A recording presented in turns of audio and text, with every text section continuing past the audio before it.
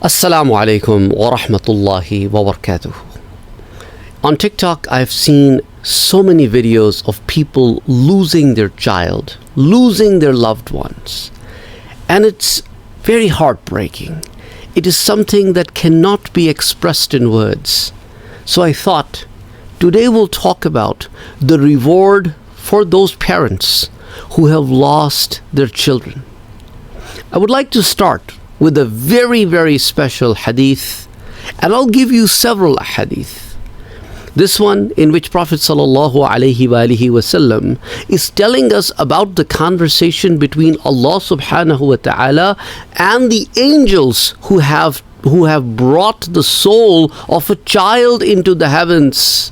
Allah subhanahu wa ta'ala, whenever a child of a person dies, Allah subhanahu wa ta'ala asks those angels who have brought that soul over, that you have taken the soul of a child and you have left the parents in the situation that they are in sorrow. And the angels said, "Oh Allah subhanahu wa ta'ala, yes, we have brought the soul of the child and the parents are in the sorrow." And Allah subhanahu wa ta'ala says that you have taken the apple of their eyes, you have taken someone very beloved to them away from them. Of course Allah knows all, and they have not done it on their own account. Just remember that. They have done it because they have been ordered to do so. And I'll tell a little bit more about it, so please stay with me, because you may have tons of questions. Allah is all-knowing, but He wants these angels to be the witness of this doing and to be written in the books. So Allah asked them, you have taken someone so dear to them? And they say, yes, we have. And then Allah asked them, when you took the soul of their loved one, how did you find my abd? How were the parents reacting? And the angels say that we have found them in a situation, hamidaka wastarja'a. They were praising you that this was your amanah with them, and you have taken it away from them. And they were saying, "Inna lillahi wa inna ilayhi raji'un." Everything comes from Allah and everything returns back to Him. So Allah subhanahu wa ta'ala then orders, "Ibnu li'abdi baytan fil Jannah." Because my servant has shown patience in such a harsh hour, build a palace for this individual in the Jannah. So for the father, a palace is built. For a mother, a palace is built, and a special name is given to the palace. And Allah subhanahu wa ta'ala says, وَسَمُّوهُ بَيْتَ الْحَمْدِ. Give this palace a name called the House of Hamd, because this person praised me even in such a situation where they were going through hard times. My abd did not forget about me. Allahu Akbar, Allahu Akbar, Allahu Akbar. Now this hadith is reported by Imam at-Tirmidhi, hadith 1023. Now you may be wondering, okay, so why did the Allah subhanahu wa ta'ala order this in the first place? I already told you why He's having a conversation with the angels when He is all-knowing. The reason He is having a conversation with the angels, because now the angels are witness on this abd, and it is now being recorded. And Allah wants to put an order forth, and Allah wants to praise this abd in front of all the angels, and He wants everyone to know that Allah subhanahu wa ta'ala has loved this action of the abd, His servant. So why did Allah order this in the first place? Because sometimes He puts us through the tests to elevate our darajas. Now think about it for a moment.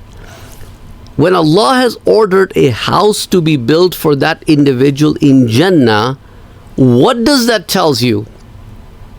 Now, let me ask you this question. Would you build a house somewhere on the planet Earth where you have no choice of whatsoever, you have no wish whatsoever of going to that place?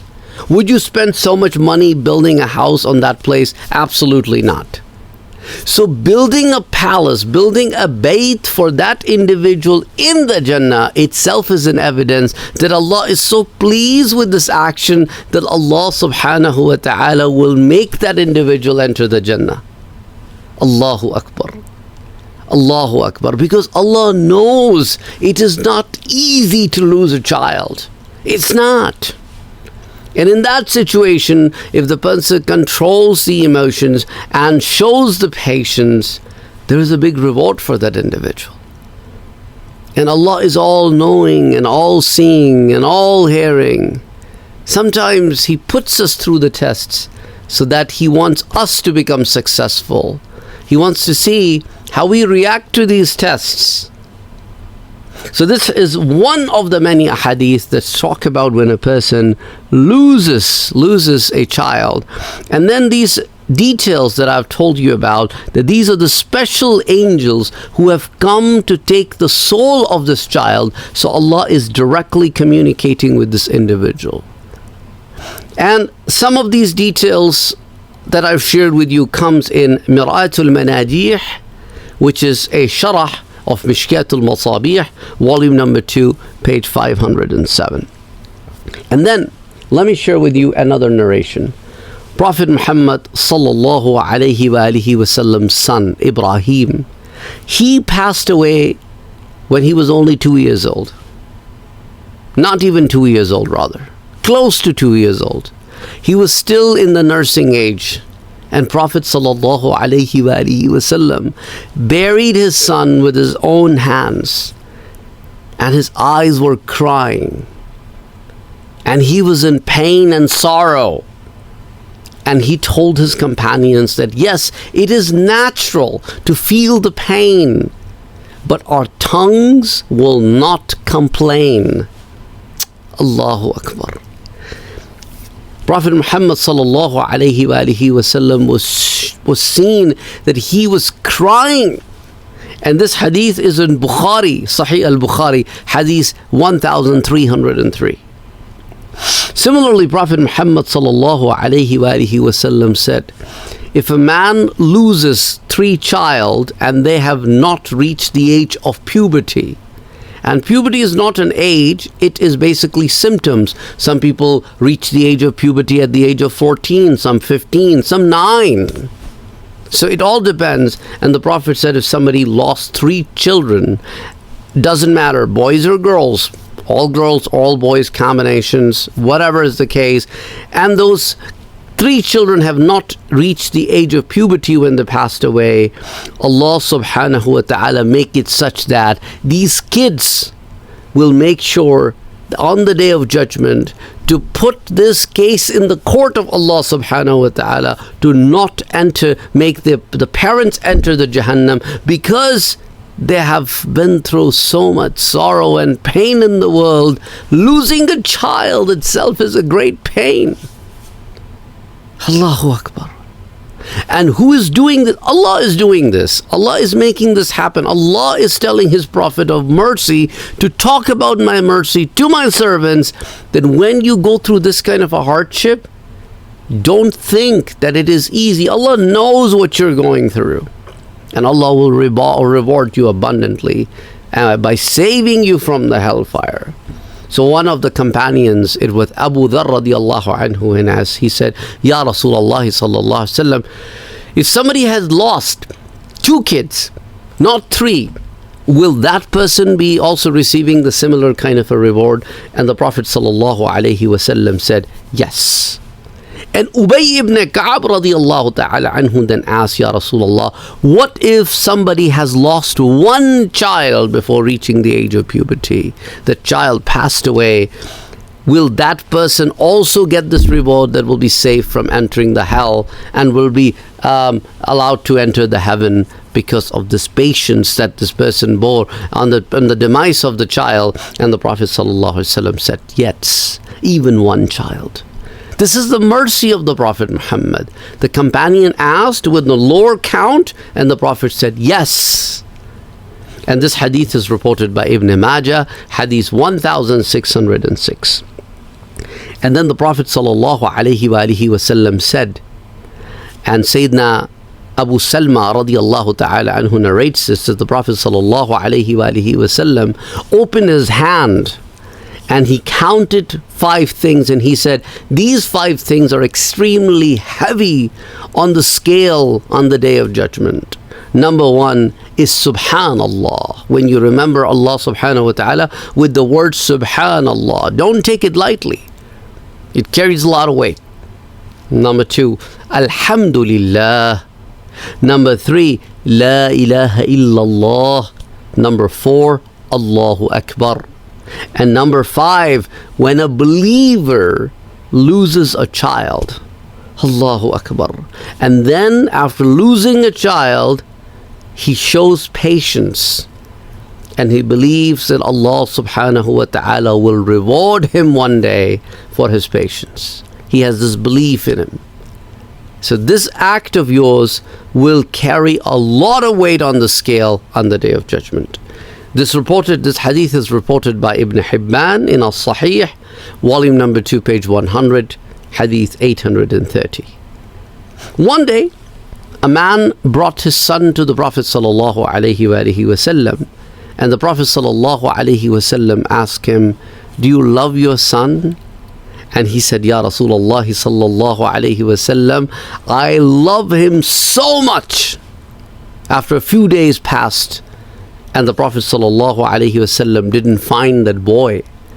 So he asked around and said, I saw a boy a few days ago. What happened to that boy? I'm not seeing him anymore. And somebody said, Ya Rasulullah sallallahu alaihi wasallam, that boy passed away.